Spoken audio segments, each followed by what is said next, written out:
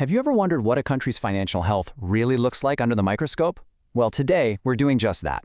We're going to conduct a kind of financial anatomy of Cameroon's public debt, pulling from the latest report by the National Public Debt Committee. Let's get right into it. Okay, let's start with the big number that grabs all the headlines. As of September 2023, the total public sector debt in Cameroon clocked in at nearly 14.6 trillion CFA francs. It's a massive, almost abstract figure, right?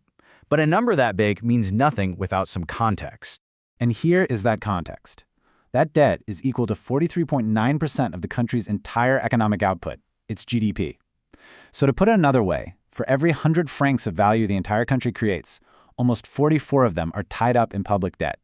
So, the big questions are, where is all this debt coming from, and who exactly does Cameroon owe?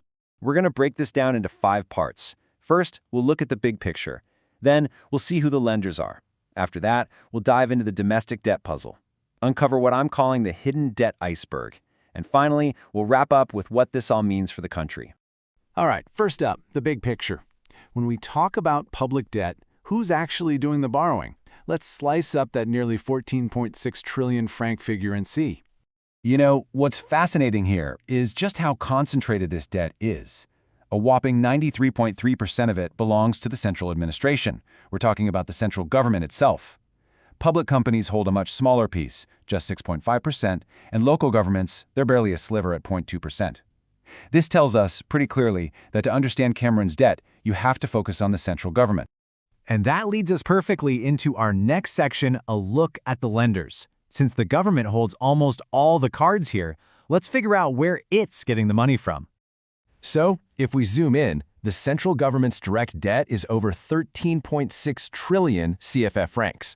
Now, this massive number is basically split into 2 giant buckets: money borrowed from outside the country and money borrowed from right there at home.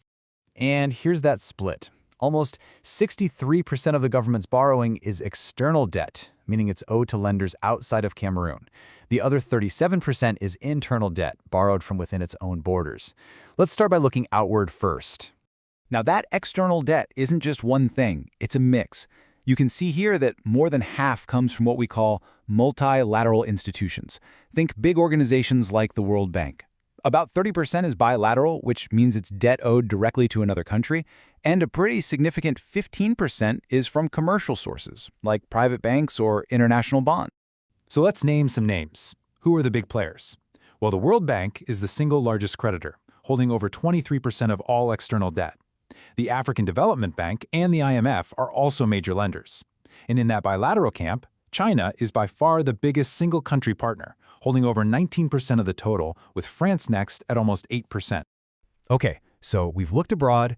Now let's turn our gaze inward to that other piece of the pie. Section 3, the domestic debt puzzle. How does Cameroon borrow from its own economy? It turns out the main way the government borrows at home is by issuing public securities, things you might know as treasury bills and bonds. That makes up almost 55% of the internal debt, showing a real reliance on financial markets. Another 26% is what's called structured debt, which comes from specific agreements. And about 14% is consolidated debt with the regional central bank, BAC. So, we've mapped out all the official debt, the stuff you see on the books. But that's just the tip of the iceberg, which brings us to Section 4, the hidden debt iceberg, and a risk that isn't always obvious. So, you have to ask, is that really all the money the state is on the hook for?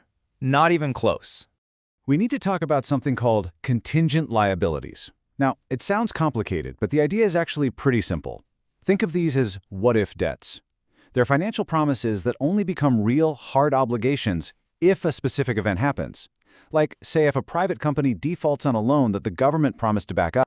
And the scale of these potential what-if debts is enormous. We're talking about nearly 4.9 trillion CFA francs.